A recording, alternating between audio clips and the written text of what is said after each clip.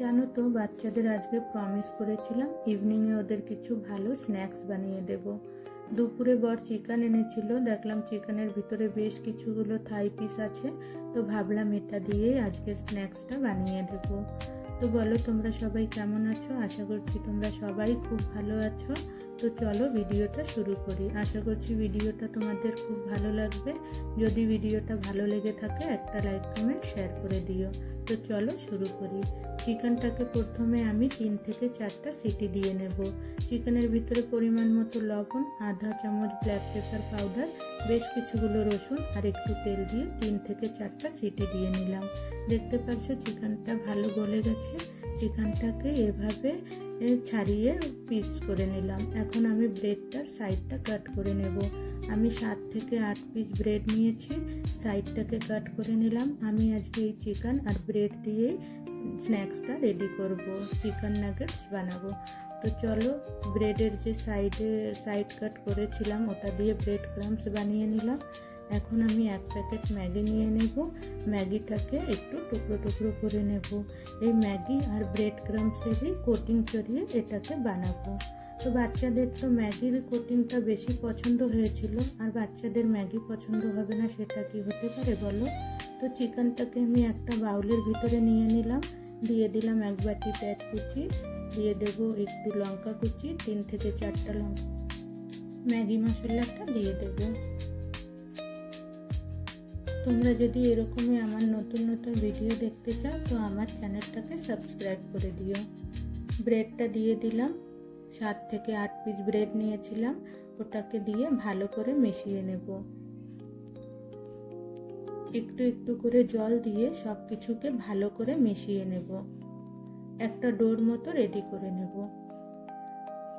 জলের পরিমাণটা বেশি দিতে হবে না, অল্প অল্প করে জল দিয়ে সব কিছুকে ভালো করে মিশিয়ে নেব।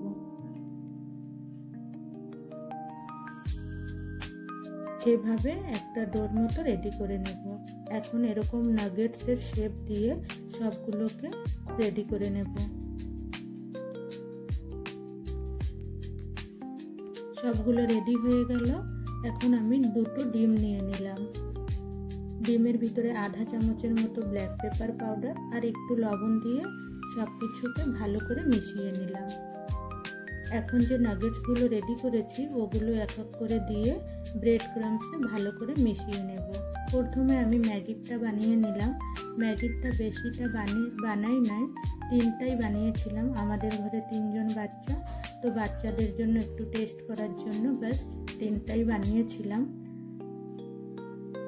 তো ম্যাগিগুলো আগে বানিয়ে নেব। ম্যাগিটা হয়ে গেলে ব্রেড ক্রাম্বসেরটা বানিয়ে নেব। তেলটা যখন গরম হয়ে যাবে গ্যাসের আঁচটা লো করে এভাবে এক এক করে সবগুলোকে ফ্রাই করে নেব। ব্রেডের ক্রাম্বসটা কোটিং চড়িয়ে যদি 5 মিনিটের জন্য ফ্রিজে রেখে দেওয়া হয় রেস্টের জন্য, তাহলে কিন্তু তেলে দিলে পরে এভাবে তেলের ভিতরে ছড়িয়ে যাবে না ব্রেড ক্রাম্বসটা।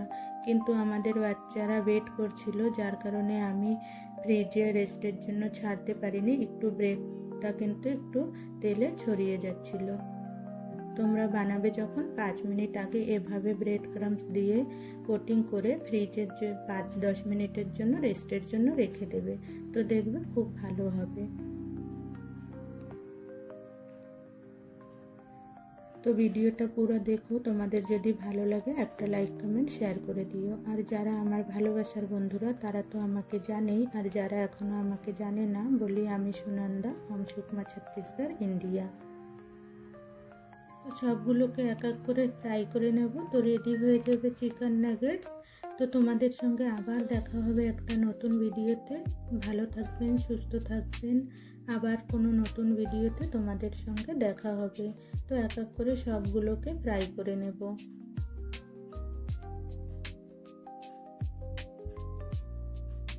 মিডিয়াম আঁচ করে সবগুলোকে ফ্রাই করে নিলাম।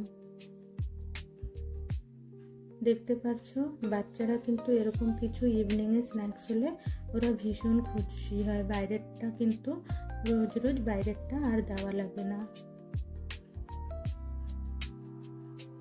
তো রেডি হয়ে গেল। ভিডিওটা কেমন লাগলো কমেন্ট করে